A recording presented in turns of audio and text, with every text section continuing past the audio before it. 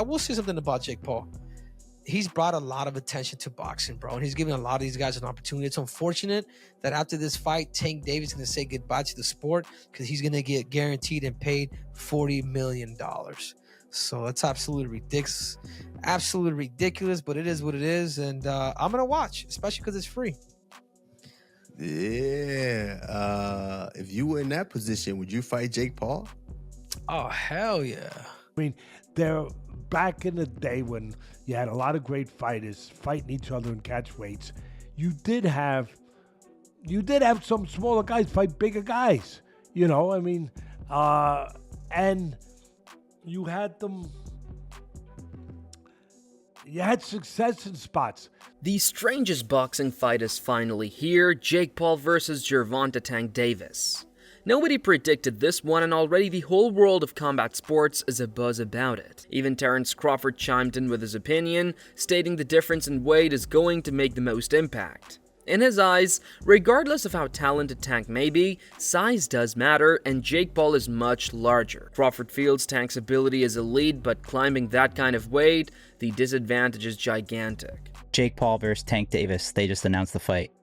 What's your instant reaction to that? I don't know what's going to happen with a 135-pounder going up against a 200-pounder. I think it's not a real fight. Jake just too big. Tank ain't gonna be able to get in from that jab. Jake land one good punch on Tank, it's over with. Jeff Mayweather also chimed in and didn't hesitate to share his opinion. He stated the match doesn't make any sense whatsoever, describing it as flat out bizarre. To Jeff, boxing has weight classes for a purpose, and getting rid of them is trouble waiting to happen.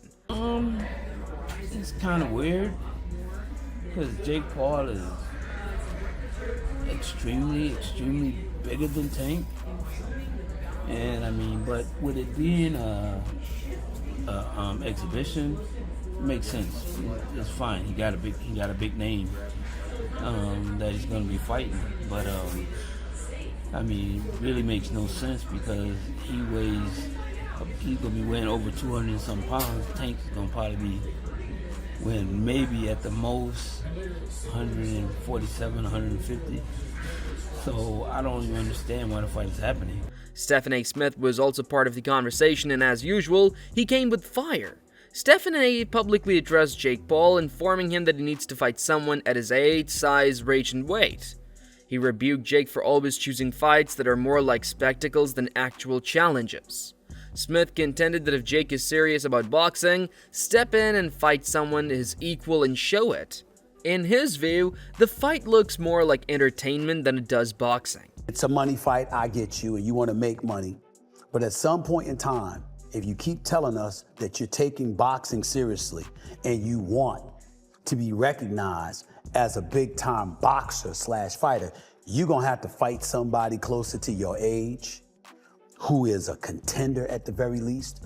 Michael Bisping was not slow either. He mentioned several fighters Jake Paul could have stepped in against if he genuinely wanted to establish his worth. There are enough guys roughly his size, reach, and weight, according to Bisping, who would be legitimate matchups. Jake opted instead for a smaller foe in Tank. It's clear for Bisping, Jake is more interested in headlines than legacy. He claims that after he gets through Tank Davis, that he's still going to go on and fight Anthony Joshua. Bullshit. Not a chance. That will not happen. Why? Because it's clearly evident. He doesn't want to take on real challenges. If he wanted a real challenge, he's now finally ranked by the WBA. He's ranked at number 14, which I still find kind of laughable, but there it is. He's ranked number 14. When you look at the rankings, there's plenty of legitimate boxers you could call out. That said, Tank cannot do serious harm. Roy Jones Jr. himself admitted that despite the weight difference, Tank Davis is still capable of ending the fight with one clean punch. Roy said that when you've got power like Tank, it can erase all disadvantages. To Tank's credit, I'm interested in the Tank Jake Paul exhibition because I know for a fact that if they do it for real, Tank is capable, although he's small, he's capable of knocking Jake Paul out, just like Jake Paul probably capable of knocking him out because he's so much bigger. So you believe that? I believe no that doubt about it. Without a question, if they fight for real. If they don't, if they say, no, well, we're going to take care of Jake, just want him to go through and learn more, then he might not knock him out. You understand me? But if they do it for real, Tank is highly capable of taking Jake Paul out. Henry Cejudo concurred with Roy Jones Jr. and provided his own take. He stated that if it becomes a serious fight, Tank has all the abilities to inflict serious damage. Tank's timing, precision, and explosiveness are tools that can even the playing field, and Henry said that Jake might feel like he has the size advantage, but one slip against Tank can be lights out, regardless of how heavy you are. Cringe, dude. And then you're hearing that from me, that's cringe. But it's kind of funny, bro. I kind of, in some weird way, I kind of like what's cringe about it? What's cringe about it? Tell me. It's just that, like, Jake Paul's without his shirt. He's trying to big man the smaller guy, who the smaller guy to me is dangerous. I think Tank Davis, if there's a weight class involved or if it's just open, I think Tank Davis is gonna put the hands on him, dude. I've heard of stories of Sugar Shane Mosley like sparring heavyweights, going toe to toe with them. Like, dude, Gervonta Davis has that power like Sugar Shane. So that's my two takes on that. But I like it, bro. Like, I will say something about Jake Paul. Henry even stood up for Tank for taking the fight, which many criticized as a circus. He explained that ultimately, warriors fight for money along with fame, and the payday on this bout is huge. Nobody in Tank's situation would pass up such a paycheck. I will say something about Jake Paul. He's brought a lot of attention to boxing, bro, and he's giving a lot of these guys an opportunity. It's unfortunate that after this fight, Tank Davis is going to say goodbye to the sport because he's going to get guaranteed and paid $40 million. So that's absolutely ridiculous. Absolutely ridiculous, but it is what it is, and I'm going to watch, especially because it's free. Yeah. If you were in that position, would you fight Jake Paul? Oh, hell yeah. Teddy Atlas also chimed in, providing some historical context to fans. Atlas noted that boxing has historically had times when money bouts prevailed our customary rules of matchmaking. He stated, although it seems risky or odd, it is not entirely new. I mean, back in the day when you had a lot of great fighters fighting each other in catch weights, you did have some smaller guys fight bigger guys.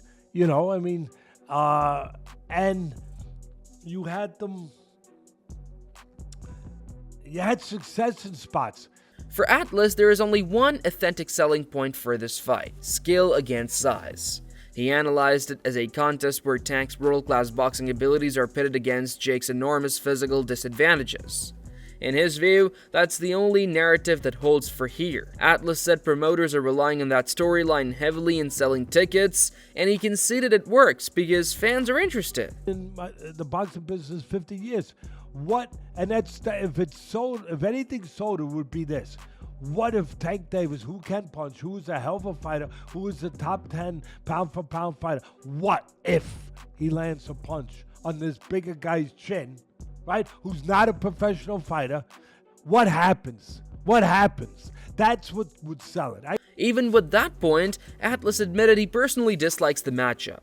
He said he would rather see Tank in more competitive bouts, such as a Lamont Roach rematch. Although he dislikes the idea, he knows why it's occurring. To him, it isn't about competition, but rather entertainment and the business of boxing. I mean, you got one guy who's fights at 135 pounds, and you got another guy who fights at 200. I mean, just that alone, yeah. But you also, and I'm not saying I want this or I like this when I heard it.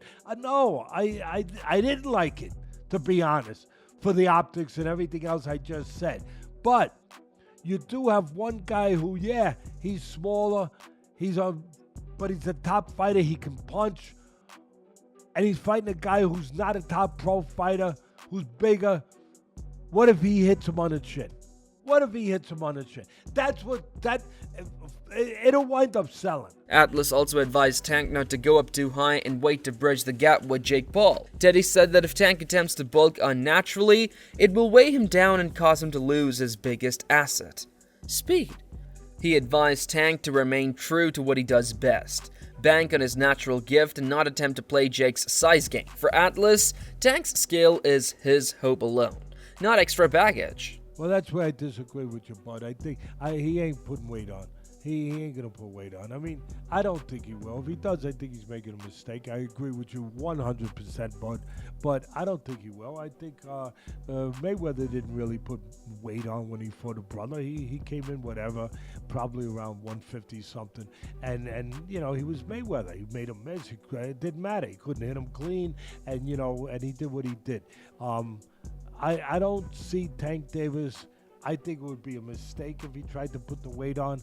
I don't see him putting really weight on. He might come in. Michael Bisping debunked that optimism, though. He made the case that the weight disparity is too great for skill to be a factor. In Bisping's mind, regardless of how good Tank is, Jake Paul's sheer size differential will soak up and render useless a lot of that skill. He said fans don't realize how much size matters when you're talking about real punches being thrown. For him, it's unrealistic to expect Tank to bridge such a massive gap, and that's why he's strongly against the fight. Having better boxing than a guy doesn't necessarily mean you can beat that guy up. In fact, if you conform the rules and make it just boxing rules, being a better boxer than this guy doesn't even mean you can beat a guy up under those rules. Meanwhile, Jake Paul himself is showing no fear. He recently hinted that he has spotted multiple weaknesses in Tank's boxing style and plans to expose them. Jake revealed that his intention is to outbox Gervonta Davis rather than rely on power. This revelation stunned many, as Tank is considered one of the most talented boxers on the planet. Jake, though, sounded firm and resolute. He intends to show that he's not only a brawler, but is capable of outsmarting and outmaneuvering even top-class fighters. Lamont Roach had none of that. He openly thrashed Jake Paul and called him a sport thief. YouTubers such as Jake, according to Roach, enter boxing, steal the show, and cash out while true professionals work their entire lives for a chance. He explained that Jake has not paid the same dues and does not deserve this kind of platform. For Roach, the entire episode does not respect the sport, and he explained that he does not respect Jake Paul. The whole YouTube boxing thing, you gotta think, a nigga like me been boxing since I was 9 years old. I ain't have $1 million payday until I fought Tank. Jake Paul can not box for all his life, decide he want to box, and come and make multi-million dollars after we've been busting our ass our whole life. You know what I'm saying? Like, that's the shit that I want people to grasp onto. Like, you know what I'm saying? Like, and then on the other side, like the pro, because that's a con for me, for Jake, and it's like, it's not his fault, but like, it's just like, what the fuck are we doing? Yeah.